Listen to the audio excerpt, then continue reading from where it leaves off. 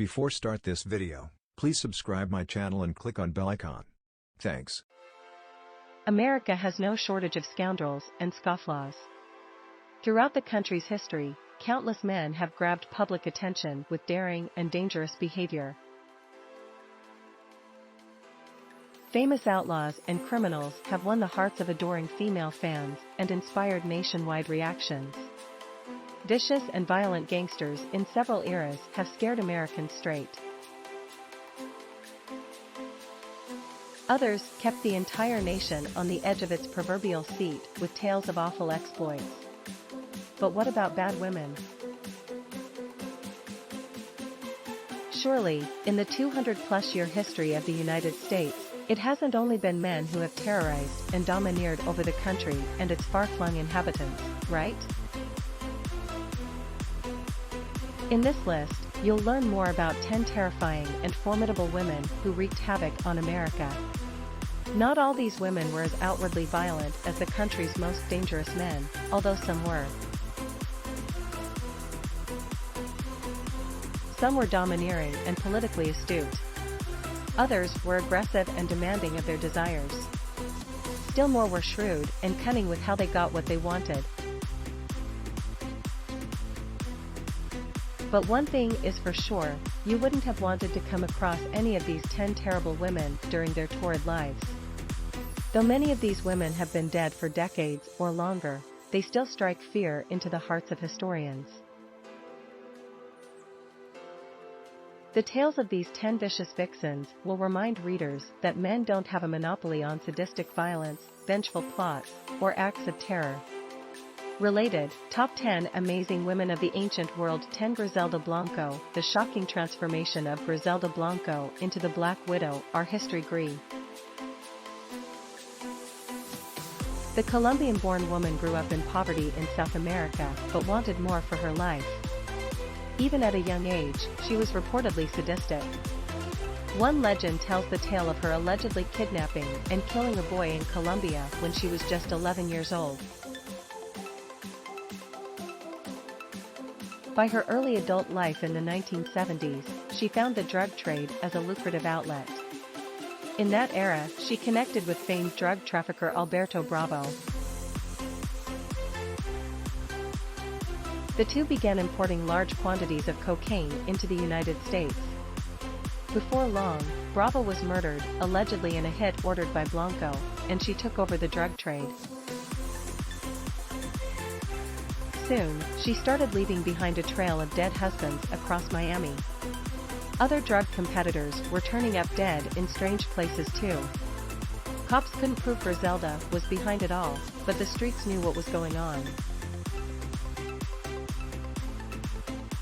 She earned herself the nickname Black Widow for all the deaths.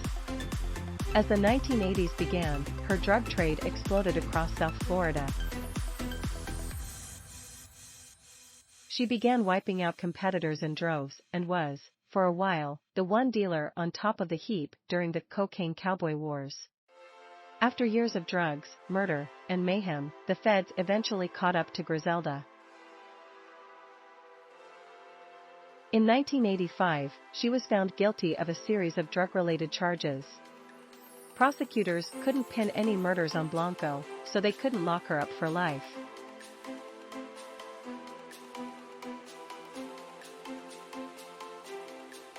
But a decades-long prison sentence was enough to shut down her operation and get her off the streets. By 2004, Blanco was done with prison and back out on the street. She had been deported to her native Colombia by then. Done with drugs in Miami, it appeared like Blanco was ready to calm down. In Colombia, she reportedly retired from criminal life and enjoyed her time in old age. But the old rivalries of the drug trade would soon catch up to her. In 2012, as she was walking out of a butcher's shop in the city of Medellin, she was shot and killed by an assassin driving by on a motorcycle. Her manner of death was darkly ironic. It was Griselda Blanco herself who first perfected the motorcycle assassin hit-and-getaway scheme.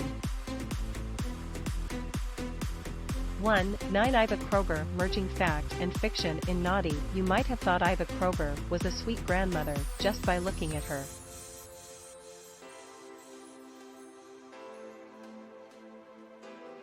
But the old woman, born Lucille Hopper and first arrested way back in her youth, had developed a long, sordid string of criminal affairs by old age. She lied her way into situations by claiming to be a military nurse. Then, she would rack up debts and covertly steal things she wanted. When the heat got too stifling, she would conveniently skip town and move on to the next con. For years, she lived like that.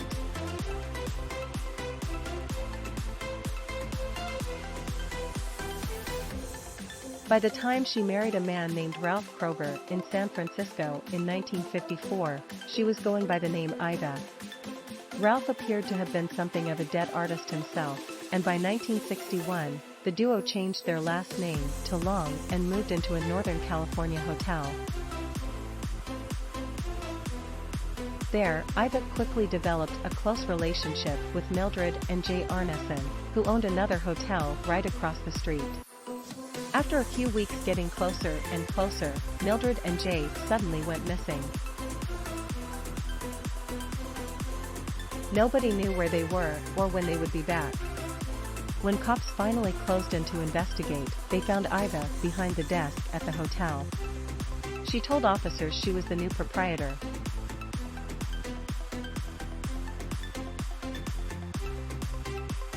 When cops asked where Mildred and Jay had gone off to, Iva played dumb. She said they simply left, but, of course, not before signing over the deed to the hotel to Iva. Cops were suspicious, but had nothing else to go on. Then, they had even more questions for Iva after odd handwritten notes, purported to be from Mildred, were magically delivered to officers one night. After a long and ineffective investigation, cops finally got a search warrant for the hotel property. While searching around out back, they found Mildred and Jay. The couple had been killed and buried in shallow graves in the motel's dank garage. Iva had long since left town, but luckily, law enforcement soon caught up with her. Cops in San Diego found Iva while she was trying to make a run for the Mexican border. She was arrested and jailed as newspapers up and down the West Coast seized on her sordid story.